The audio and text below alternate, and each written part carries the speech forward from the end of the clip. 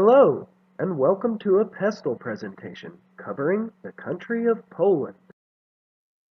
Poland is a beautiful country in Central Europe that first became an independent entity in the 10th century. Poland is the 69th largest country in the world and the 9th largest country in Europe by land area. It is situated on the Baltic Sea and bordered by Germany, the Czech Republic, Slovakia, Ukraine, Belarus, Lithuania, and Kaliningrad Oblast. Its capital city, Warsaw, has almost 2 million people, and the country has an overall population of 38 million. Poland is home to 14 UNESCO World Heritage Sites, along with productive farmland, forests, lakes, and rivers. There are many mountain ranges and beautiful coastlines upon the Baltic Sea. Modern cities are juxtaposed with quaint fishing villages and ancient market towns. Its people have suffered through various levels of independence as a country and many forms of governmental control. In recent history, Poland was conquered by Hitler and the Third Reich in 1939, after which Poland became a part of the Eastern Bloc communist regime in 1945. People and economy suffered terribly under the heavy hand of communism. But eventually, Poland threw off the shackles of despotic communistic rule and became a democracy in 1989. Poland quickly proceeded to develop economic, governmental, and societal changes to promote freedom in every sense of the word. Since ousting communism, Poland has joined the world stage, becoming a member of the EU, NATO, the UN, and the World Trade Organization, along with many other cooperative economic, political, environmental, and cultural organizations. Today it boasts a growing economy with modern cities and people with a long and proud heritage of independence.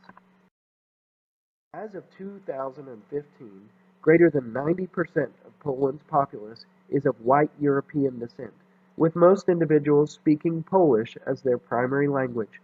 The population growth is essentially zero, with an average age being one of the oldest in the world at 38 years old.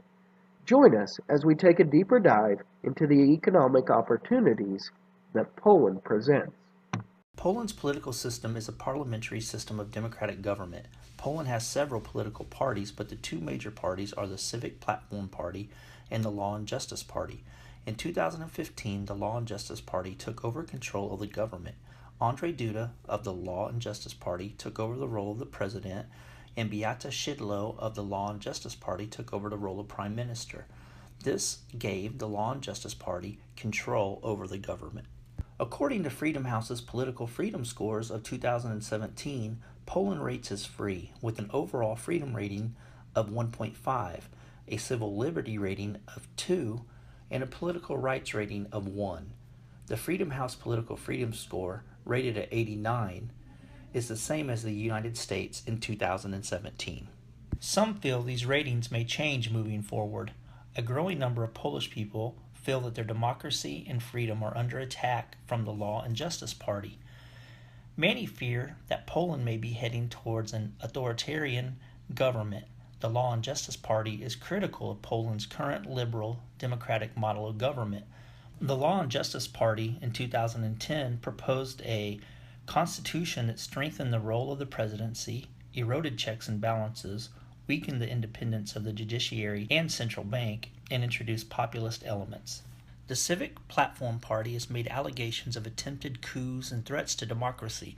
In December 2016, there were large demonstrations in Warsaw protesting what they feel is the loss of democracy. Over the last 20 years, Poland has enjoyed political stability, even more stable than the United States. Even with this stability, Poland has rated more politically corrupt than the United States by approximately 10 points on a 0 to 100 scale. Prime Minister Szydło states that there is no reason to fear for the loss of democracy. Szydło feels that the protests are being started by the Civic Platform Party in hopes of regaining power of the government again. In the meantime, President Duda has promised to pay attention to the needs of the underprivileged in Poland. He has promised to speak with more authority in the European Union about Poland's goals and needs to make them clear to political parties. President Duda has hosted President Xi of China to discuss industrial cooperation and witnessed the first freight train from China to Warsaw. Even though Poland may be experiencing some political unrest, it appears that President Duda is continuing to work towards a free market in Poland in hopes of increasing globalization and the economic stability of his country. When we're talking about the country of Poland and their economic system, which is a market system, it's important to note that Poland has the largest economy in Central Europe. They have the sixth largest economy in the European Union.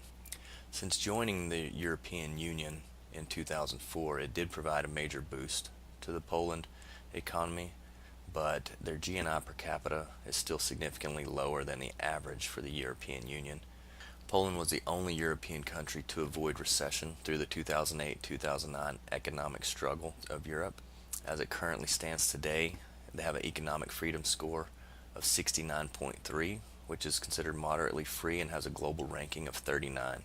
Let's take a look at their GNI and FDI for Poland from the last couple of years.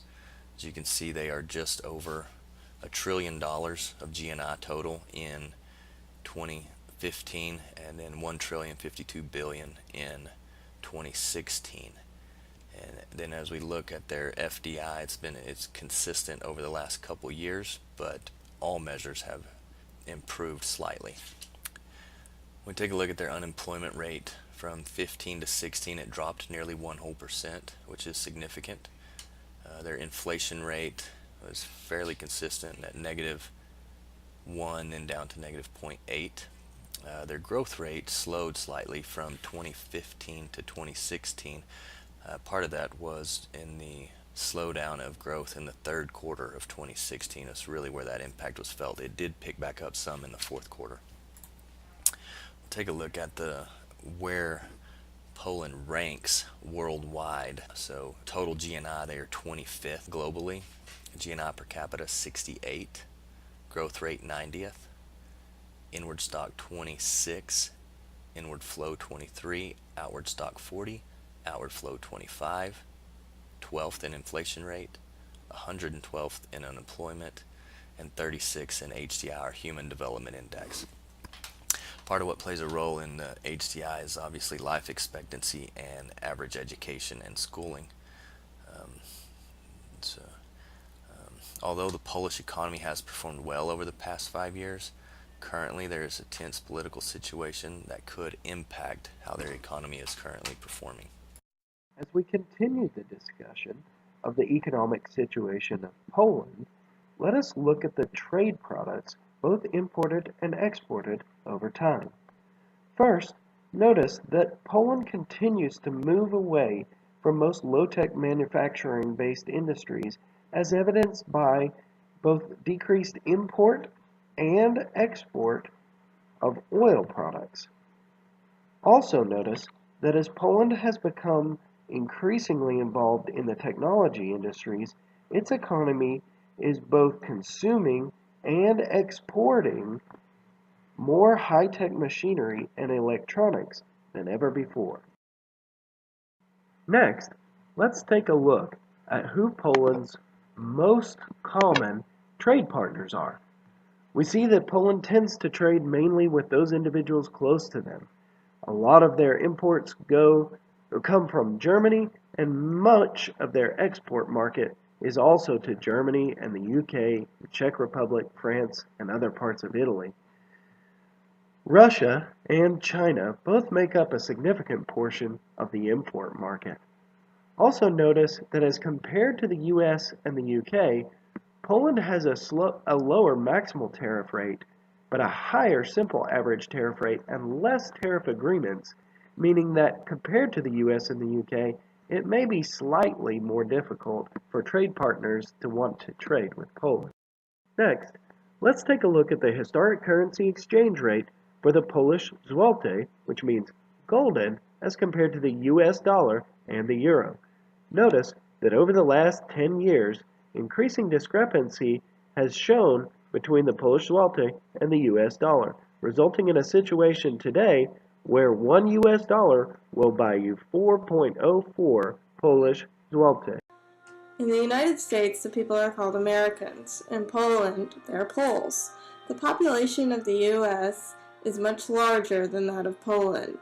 There are 323 million people in the U.S. and only 38 million in Poland.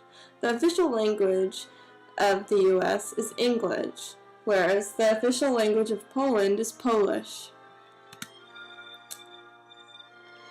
The people. When looking at the Hofstede theories, Poland scores much higher than the U.S. on the power distance theory, meaning employees are more likely to be obedient to their superiors without discussion in Poland than in the U.S. The U.S. scores much greater than Poland on individualism. In America, people rely primarily on themselves. In Poland, it is a more collective environment. People rely on others and work together. U.S. and Poland scored pretty evenly on the masculinity scale. Both cultures are equally competitive. They have a medium level of masculinity. Poland scored much higher on uncertainty avoidance than the U.S. Polish people like to stay away from situations with uncertainty and prefer detailed instruction when working. Americans are more welcome to ambiguity, a lack of directions, and problem solving. Americans are much more indulgent than Poles. Americans really enjoy extra vacation and going out and having a good time. Poles are more reserved. For the society should be scale, both Americans and Poles scored very similarly. Religions in Poland and the U.S.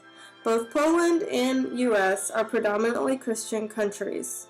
Poland has 87% Catholics. The major religion in the U.S. is Protestant with 46%, followed closely by Catholics with 20%. Both countries have a very small percent of Buddhists, Muslim, Jehovah's Witness, Mormon, and Orthodox.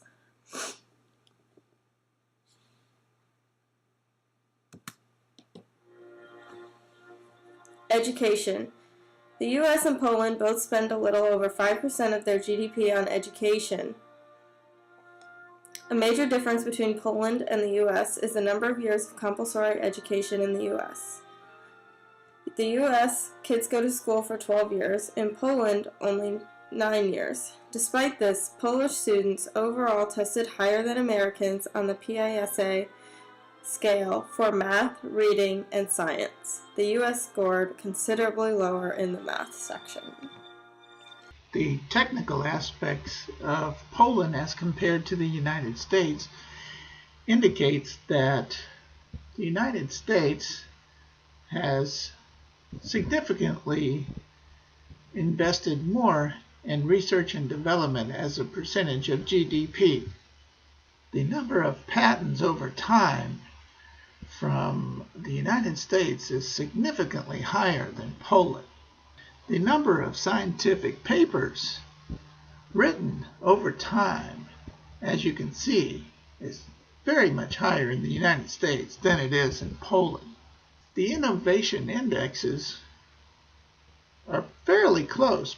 Environmental Performance Index over time with Poland as compared to the United States shows that the ranking for health impacts are fairly close, 25 and 35, and then there's big differences like air quality, Poland at 128 and the United States at 38.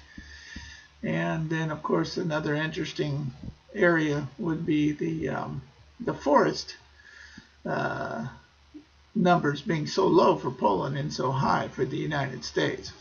The legal system in Poland is democratic with civil law, courts of appeal, provincial courts, district courts, legislative power vested in the parliament.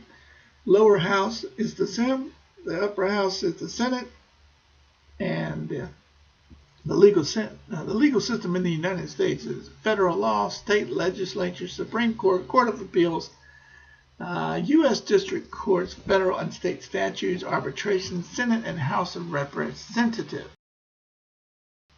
When it comes to Poland and the United States, the intellectual property protection over time is fairly close, actually. The Poland SWOT analysis indicates that there are strengths in Poland consisting of strong GDP growth, well-diversified economy. Their weaknesses would involve a lack of transparency of government and an inefficient bureaucracy and public procurement process. They do have opportunities, however. The EU-funded programs, the infrastructure development, and advanced manufacturing. The threats for Poland would include the ongoing Eurozone crisis and the worsening economic relations with Russia.